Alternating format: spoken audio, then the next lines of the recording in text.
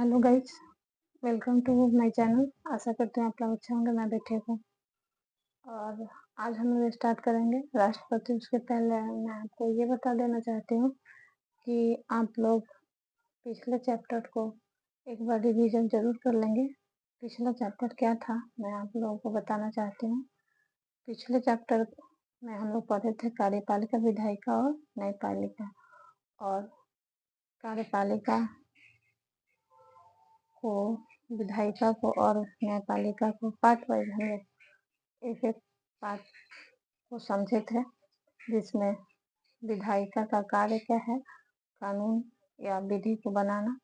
और वो कानून और या विधि जब बन जाता है तो क्या होता है, तो कार्यपालिका का काम होता है लागू करना। ठीक है, उसमें हम लोग पढ़े थे कि कार्यपालिका को, एक बार मैं रिवीजन इसलिए करा दे रही हूँ ताकि आप लोगों को रिपीट हो जाए। ठीक है, तो उसमें हम लोग पढ़े थे कार्यपालिका को दो स्तर पर बांट के समझे थे, केंद्र और राज्य।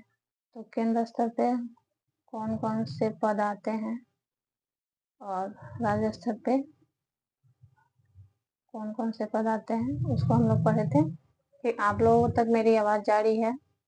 ओके, तो उसके बाद हाँ, राज्य स्तर और केंद्र स्तर और राज्य स्तर पे हम लोग पढ़े थे। तो केंद्र स्तर पे हम लोग बांटे थे राष्ट्रपति, फिर उपराष्ट्रपति आते हैं, उसके बाद प्रधानमंत्री का नंबर आता है ना। उसके बाद मंत्रिपरिषद का आता है। उसके बाद हम मंत्रिपरिषद को 3 भागों में बांट करके समझे थे, कैबिनेट, कैबिनेट मंत्री, राज्य मंत्री और उप मंत्री। ठीक है, वैसे ही राज्य में राज्यपाल, मुख्यमंत्री और मंत्रिपरिषद को बांटे थे। तो चलिए आप लोग नेक्स्ट पिछले वीडियो को, बैक वाले वीडियो को एक बार जरूर देखिएगा। उसके बाद से इस वीडियो को आप लोग इस क्लास को अटेंड करिएगा। ठीक है, चलिए तो आज हम लोग स्टार्ट करते हैं। राष्ट्रपति अनुच्छेद 52 में है राष्ट्रपति के पद का उल्लेख। ठीक है, अब देखिए, अब राष्ट्रपति को हम लोग 2 भाग में बांट के समझते हैं। जैसे कि संघ, हम लोगों का जो भारत के राष्ट्रपति को, भारत में जो हम लोग का संसदीय व्यवस्था है उसको हम लोग समझते हैं। देखिए, राष्ट्रपति जो है, राष्ट्रपति का कार्य क्या है इसको हम लोग देखते हैं। तो हम लोग संघ और राज्य में सरकार का क्या करते हैं, गठन करते हैं। संघ और राज्य में सरकार का गठन होता है ना। आवाज मेरी आप लोग तक जा रही है? और सरकार का गठन, संघ में सरकार का गठन होता है और राज्य स्तर पे सरकार का गठन होता है। ठीक है, तो अब देखिए, संघ में सरकार का गठन हो गया। अब संघ सरकार जो है, वो संघ के सरकार का जो हेड कौन होता है, कार्यपालिका का हेड कौन होता है संघ में? तो राष्ट्रपति होते हैं। ठीक है, राष्ट्रपति होते हैं, इसीलिए राष्ट्रपति को वास्तविक, वैसे में तो सॉरी, हाँ राष्ट्रपति होते हैं, लेकिन ज्यादातर राष्ट्रपति के कार्य नहीं होते, ये कम कार्य को कम देखते हैं। इसलिए हम लोगों को प्रधानमंत्री को वास्तविक,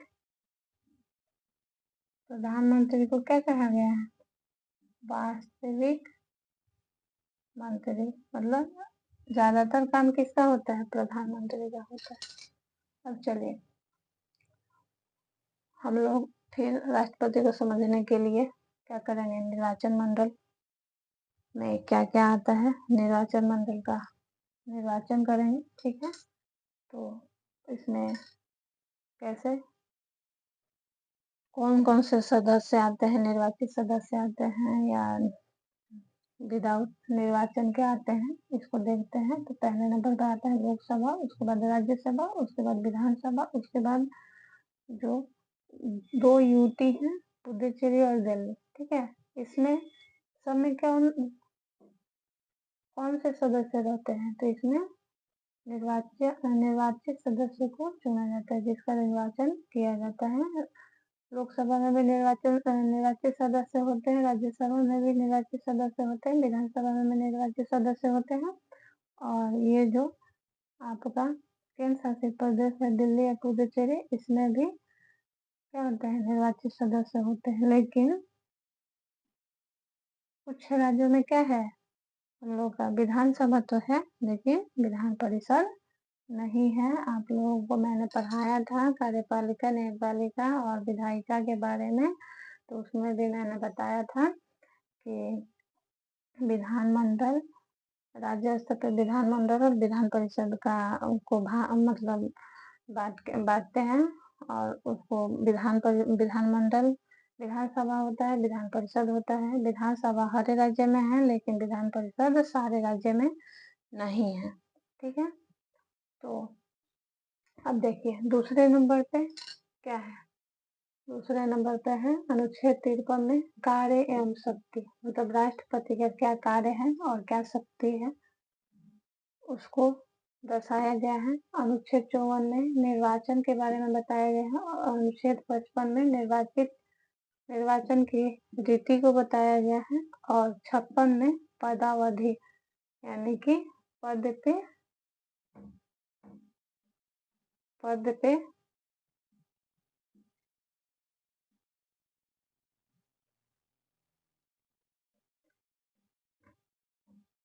56 में पदावधि के बारे में बताया है। 57 में पुनः निर्वाचन के बारे में उल्लेख किया गया है, और अनुच्छेद 58 में योग्यता के बारे में बताया गया है, राष्ट्रपति का क्या योग्यता है।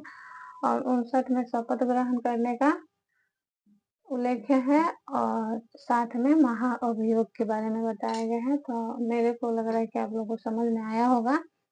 और नेक्स्ट ये हम एक एक करके आपको अनुच्छेद के बारे में कल के क्लास में बताएंगे। अभी के लिए इतना ही।